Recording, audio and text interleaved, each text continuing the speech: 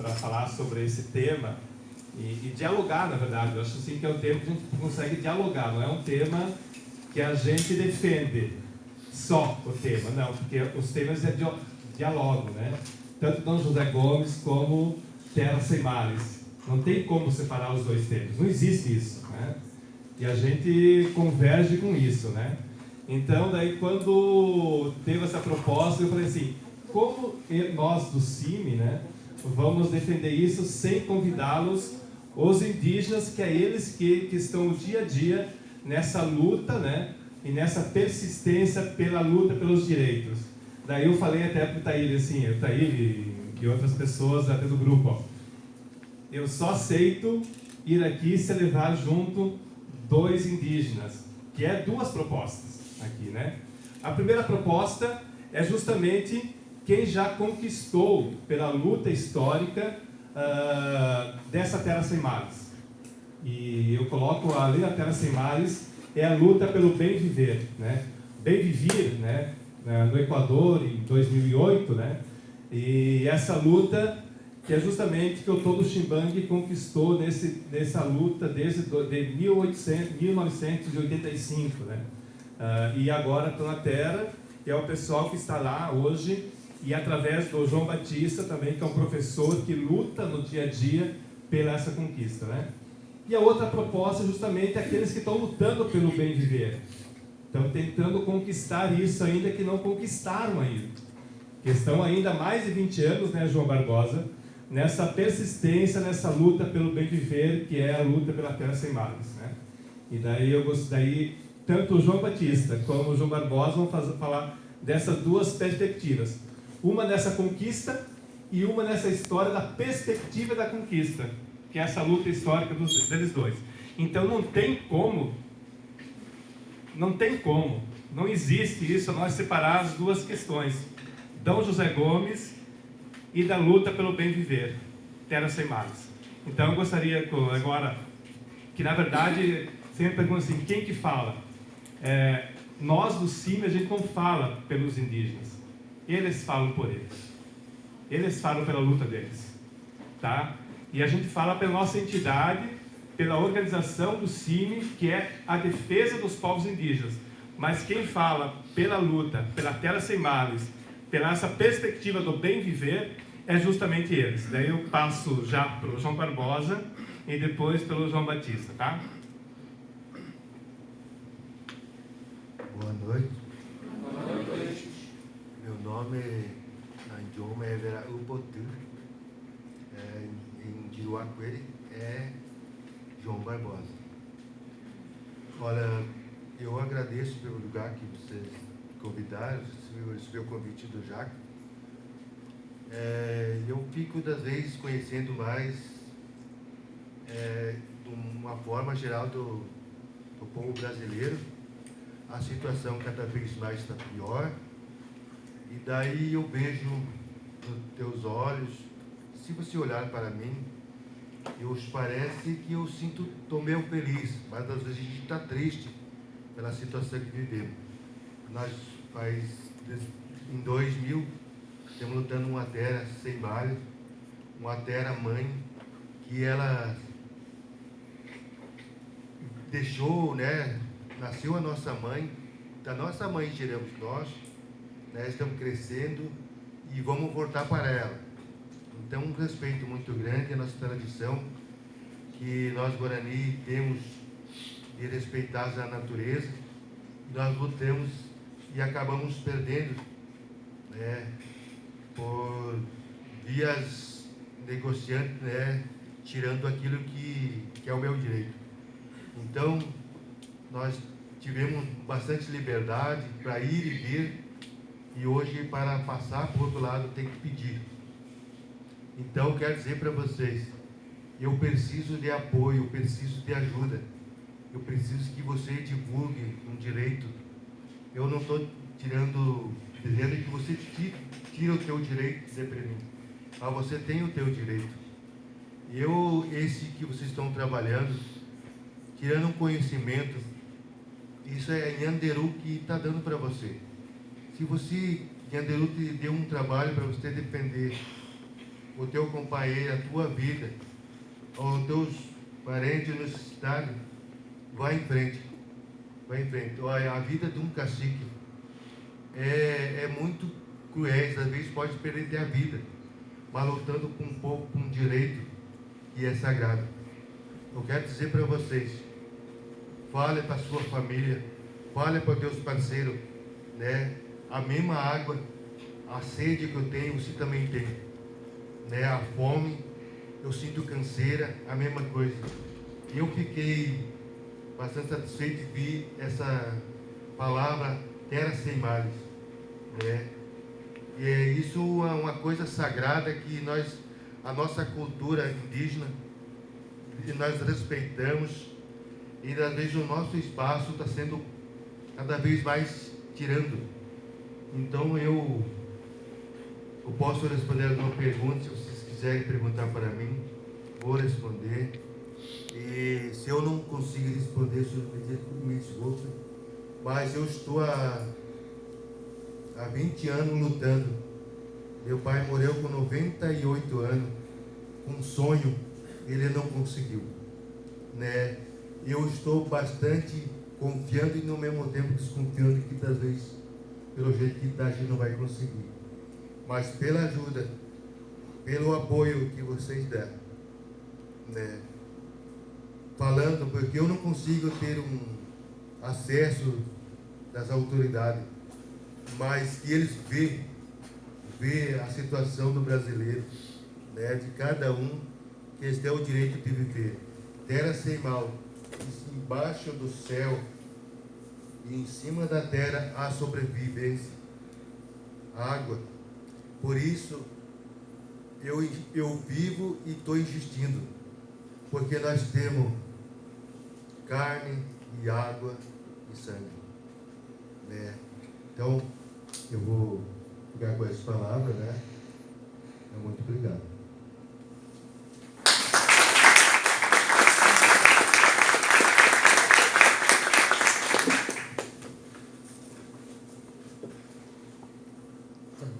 Boa noite a todos. São bom aí que já me conhecem da luta, né? Eu, João Batista Antunes, sou caingangue, meu nome caingangue é Puxé, nome herdado do meu avô materno, e que significa Irapuá. Eu fiz parte de todo o contexto de luta do Ximbangue, porque passei a minha infância, né, acompanhando essa luta, porque eu sou nascido em 79, e aí quando aconteceu a reconquista do território do Ximbangue em 85, eu estava então com 6 anos de idade. Vivi quase toda a minha infância na beira do rio Irani, ali quando dava as cheias do rio, esse período de chuvarada, nós acabávamos não dormindo, né, com medo do rio invadir as casas e levar tudo embora, né? Até a gente poderia ir, por mais que a gente tenha nascido quase lá na barranca do rio, a gente sabia nadar desde pequeno, né? Começou a andar, começou a nadar. Mas com as cheias do rio é impossível, né? Vocês sabem. E aí, mas a minha família, assim, é descendente daqui do Todo Ximbangue mesmo, daquela família que veio ali por volta de 1885, né, a partir das leis de terra do governo, que não aceitou viver em aldeia e aí migrou para essa região aqui, que era um lugar simplesmente de passagem do povo caingangue.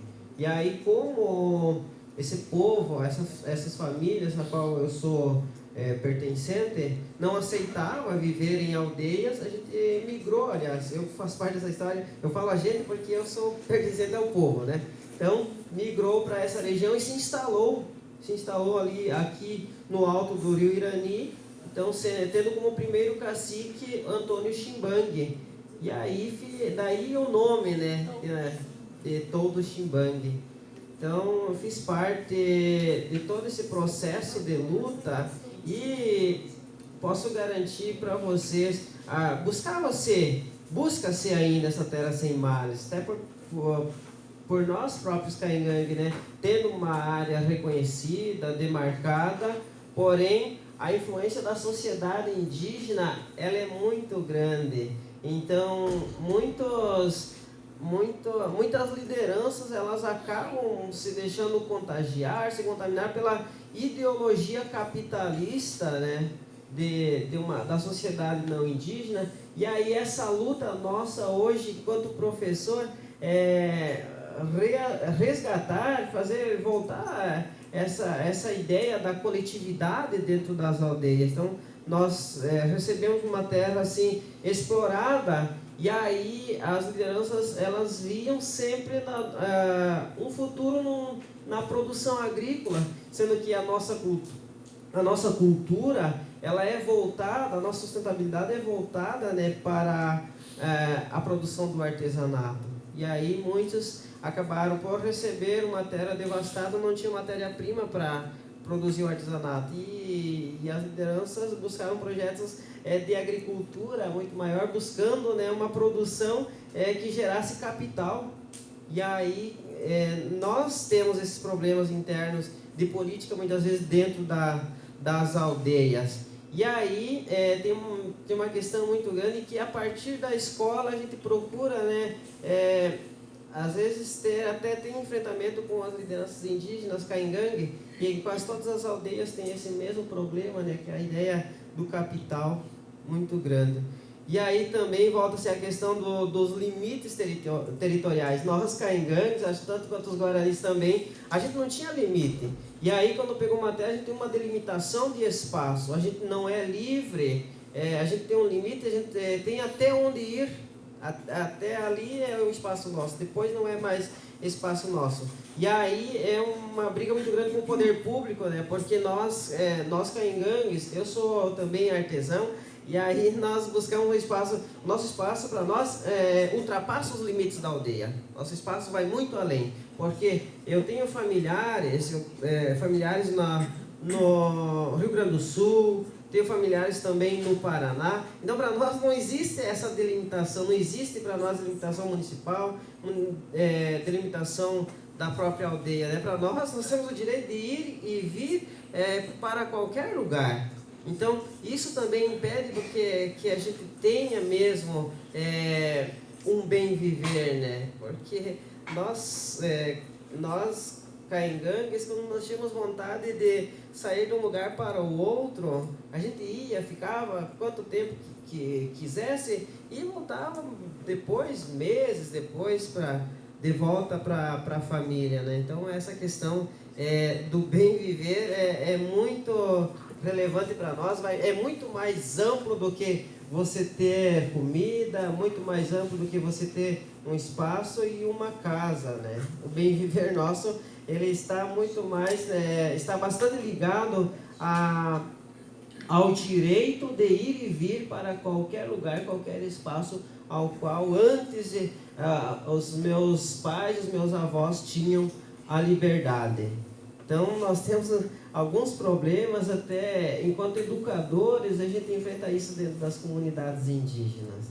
Então hoje mesmo a gente, enquanto educador fora da comunidade indígena, é implicante, por exemplo, quando as pessoas acham que nós indígenas às vezes não temos vontade própria, que as ideias dos movimentos elas são estimuladas pela FUNAI, até pelo próprio PT, pelo CIMI.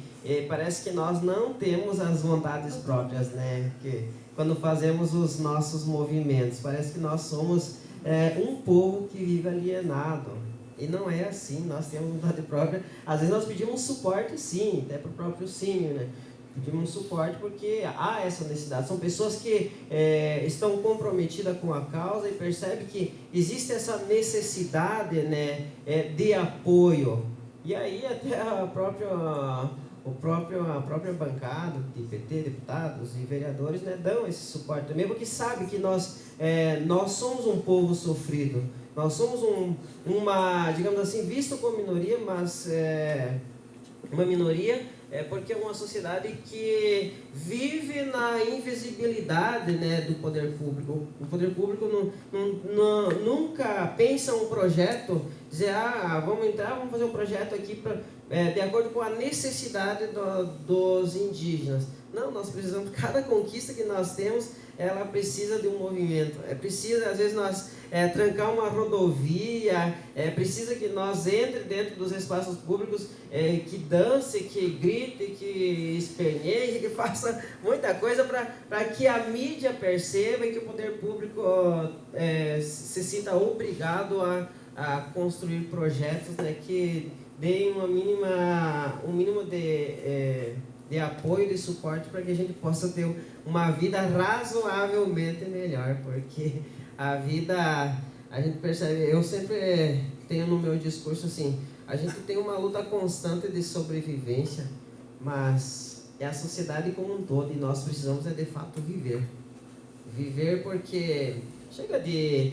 Nós índios pensávamos, nós vivíamos de fato, nós fazíamos o que achava bom, tipo assim, nós ainda temos famílias assim que, se eu tenho vontade de comer um churrasco, hoje é sábado, mas eu tenho vontade de comer um churrasco na segunda, na terça, nós temos que parar de ter essa mentalidade que eu vou comprar uma carne para me assar no sábado e no domingo. Se a minha vontade de comer a carne é lá na terça e na quarta. Então, a nossa ideologia é essa, né? Tipo, eu cresci dentro do mundo dessa forma. Se eu tenho vontade de comer uma carne na terça, eu vou assar uma carne na terça. Então, essa é a questão para nós. Isso é viver. E não viver sempre o hoje pensando no amanhã. E aí a gente acaba sobrevivendo, né? Um mundo que está aí, um mundo de exploração, um mundo que não deixa nós viver de fato. Então, estou aí também, como o companheiro Guarani aí falou, aberto ao questionamento. Se puder contribuir muito mais com vocês, estou à disposição. Obrigado.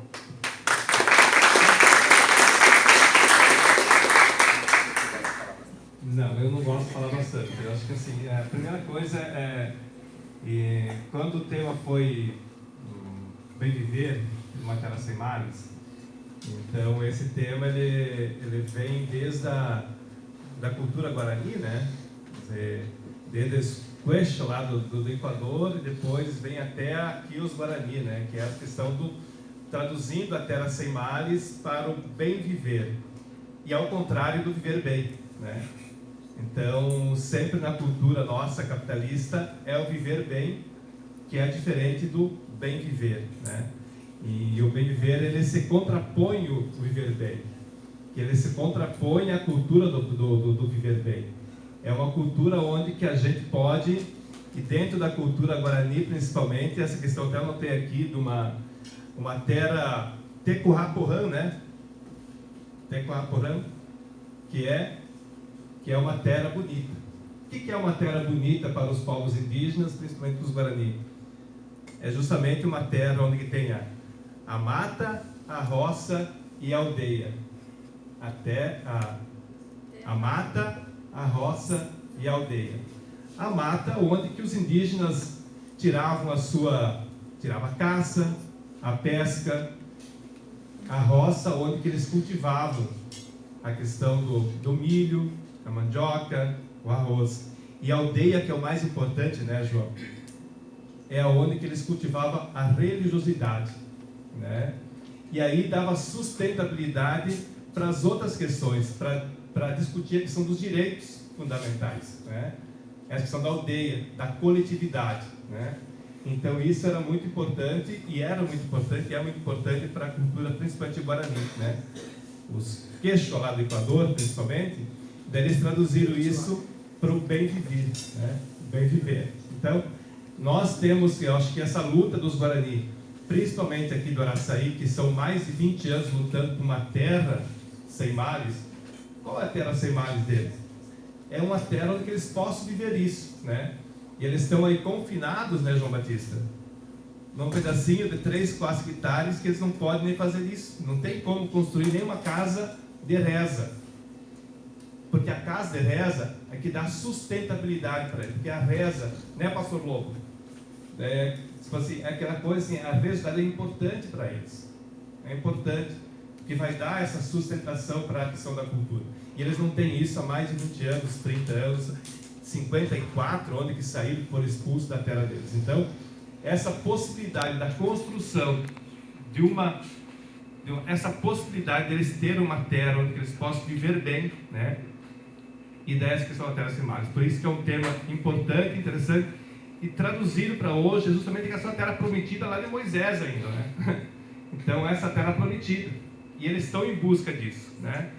Daí o João falava, eu posso me pintar? Falando com ele. É claro, isso traduz um pouco essa questão dessa expressão cultural também. Porque dá a demonstração que, assim, que muitas vezes, qual que é isso é simbólico, né, João? Né? Tu que